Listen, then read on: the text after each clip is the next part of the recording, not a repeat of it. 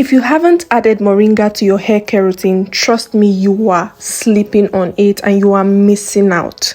Now I'm going to show you how to make this very simple, easy yet effective moringa hair butter. This moringa hair butter will help to improve your hair growth, so make sure you watch till the end.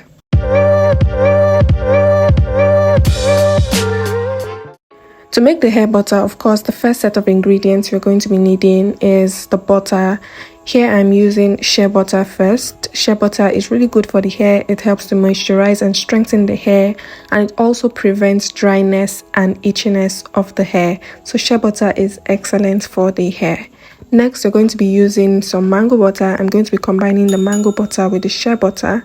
Mango butter is also really good for the hair. It helps to seal in moisture, helps to reduce breakage, and also helps to reduce hair loss. So mango butter is excellent for the hair. First things first, I'm going to combine the butters together. I'm going to add my mango butter into the shea butter because we're going to be melting this. Now the next thing we're going to be needing is our moringa oil. If you want to know how to make this moringa oil by yourself, check out my last video and I'll drop the link in the description box. Now I'm just going to go ahead and add my moringa oil into my butters. I'm going to drop the full list of the ingredients and their measurements at the end of this video, so stick around. If you're enjoying watching this video, please make sure you like, comment, subscribe and turn on the notification bell so you don't miss out.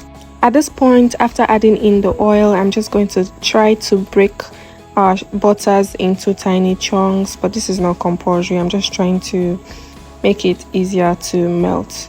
Now let me tell you some of the benefits of moringa for the hair.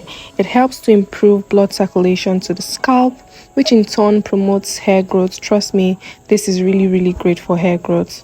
Now using the double boiling method, I'm going to melt this. I dropped it in a pot of boiling water, and then the heat is going to help us to melt the butters. I'm just going to keep stirring, and as you can see, it's gradually melting and it's almost completely melted at this point. I'll just keep doing that until everything is liquid. Now at this point, as you can see, everything is completely melted and I'm going to take it off the heat. Next, I'm going to pop this in the freezer and allow it to solidify completely. This will take about 30 minutes or more, depending on how cold your freezer is. And once it solidifies, we're going to bring it back.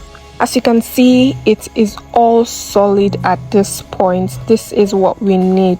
I left it in for about 30 minutes and it's completely solid. Make sure yours is completely solid.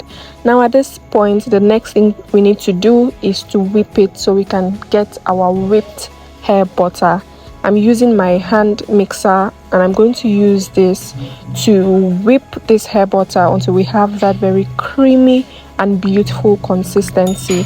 This is why you need your hair butter to be very solid before you start whipping. If it's not solid enough, then you're just going to have your hair butter splashing around and you won't have that very creamy and nice outcome just like this. As you can see, our hair butter is coming out well already. It's already looking so beautiful. As you whip, make sure you scrape around your mixing bowl so that everything is well whipped. You don't want some to not be whipped. Now at this point, as you can see, this is looking lush already. As you can see, it looks so creamy and beautiful. Just a few more ingredients and our hair butter is ready. I'm adding in some vitamin E oil and some essential oils. I am using peppermint essential oil. You can also use other sweet smelling essential oils. Now I'm going to give this a very good mix to ensure that the essential oils are well combined with the hair butter. At this point, I'm just packing my hair butter into my jar. You'd notice that I didn't add a preservative into this hair butter, and that's because it doesn't contain water. So adding a preservative is not compulsory, and it's just a little batch which will be exhausted in a few weeks. You just need to apply this hair butter to the roots of your hair, and you can apply it all over the hair too. Trust me, you would see the magic.